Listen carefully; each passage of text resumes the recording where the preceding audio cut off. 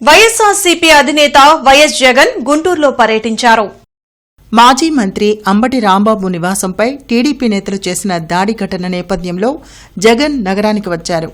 ఈ మేరకు అంబటి రాంబాబు కుటుంబ సభ్యులను జగన్ పరామర్శించారు.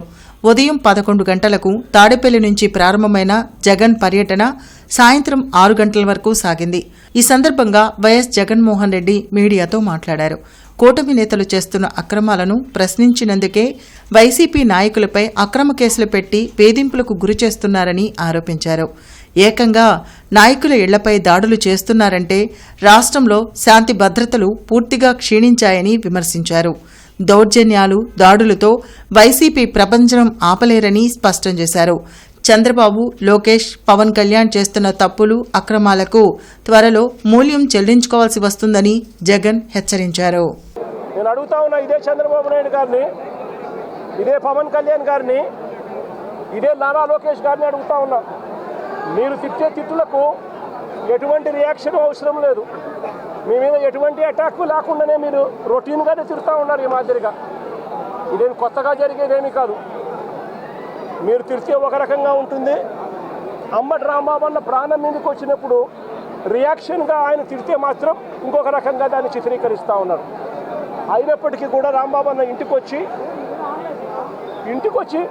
10:30కు అది జరిగితే 10:30, 11:30 గంట 10:30 ప్రాంతంలో అది జరిగితే ఆయన ఇంటికి వచ్చి 12 గంటలకు 1 గంటకు ఆ ప్రాంతంలో ఇంట్లో తాను ప్రెస్ మీట్ కూడా పెట్టి జరిగిన విషయమంతా కూడా వివరించి, ఆయన పెద్ద మనిషి కాబట్టి, సంస్కారం ఉన్న వ్యక్తి కాబట్టి ఆయన నేను తిట్టకుండా ఉండాల్సింది అని కూడా చింతిస్తూ చెప్పాడు.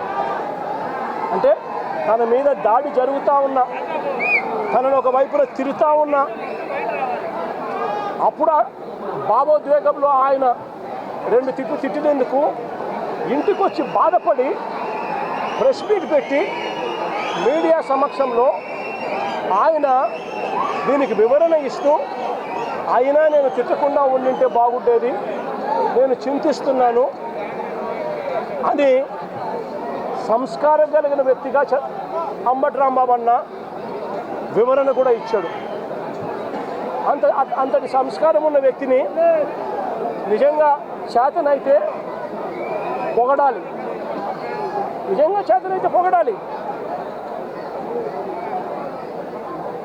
తప్పు చేశాడు, వాళ్ళు చేసిన దానికి, వాళ్ళు తిట్టిన దానికి, వాళ్ళు ఆయన కారు మీద దాడి చేసినప్పుడు జరిగిన భావోద్వేగ పరిణామంలో కూడా ఆయన ఒకవేళ తిట్టింది తప్పి అయితే క్షమాపణ అని చెప్పన్నట్టుగా తాను చింతిస్తూ చెప్పినప్పుడు శాతనైతే తనను చేసిన మంచి పనికి పొగడాలి.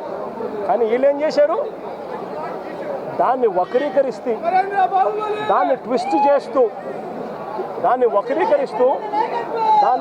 చేస్తూ ఏకంగా అంబటి రాంబాబును హత్య చేయడానికి,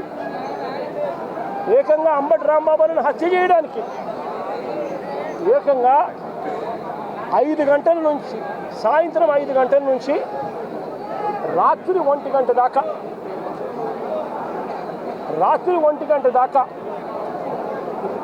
సాయంత్రం 5 గంటల నుంచి రాత్రి 1 గంట దాకా సాక్షాత్తు ఈవిడ ఎమ్మెల్యే గల్లా మాధవి ఇక్కడ మనుషుల్ని వేసుకొని వచ్చి ఈవిడ ఆధ్వర్యంలోనే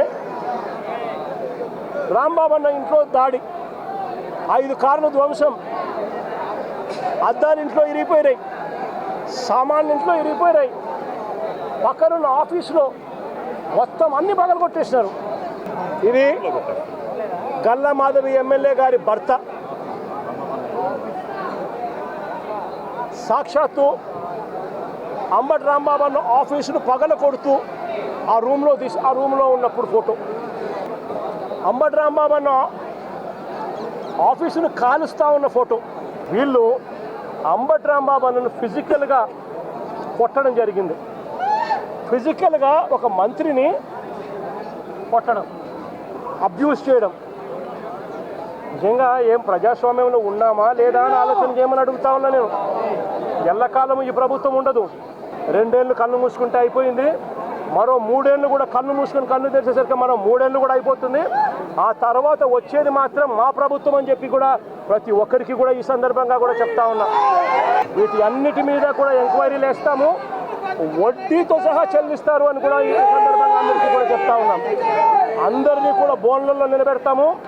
సాక్ష్యాలు ఆధారాలతో సహా యూనిఫామ్లు ఒక్కొక్కరికి కూడా ఇప్పించి వీళ్ళందరితో పాటు ఈ కాన్స్పిరసీలో భాగమైన ఇతర రాజకీయ నాయకులు ఎవరైతే చేసినారో వాళ్ళందరినీ కూడా బొక్కలో పెట్టి న్యాయం జరిగేట్టుగా వడ్డీతో సహా వీళ్ళంతా కూడా చెల్లించే పరిస్థితి కూడా వస్తుందని కూడా ఈ సందర్భంగా ప్రతి ఒక్కరికి కూడా హెచ్చరిస్తా ఉన్నాం.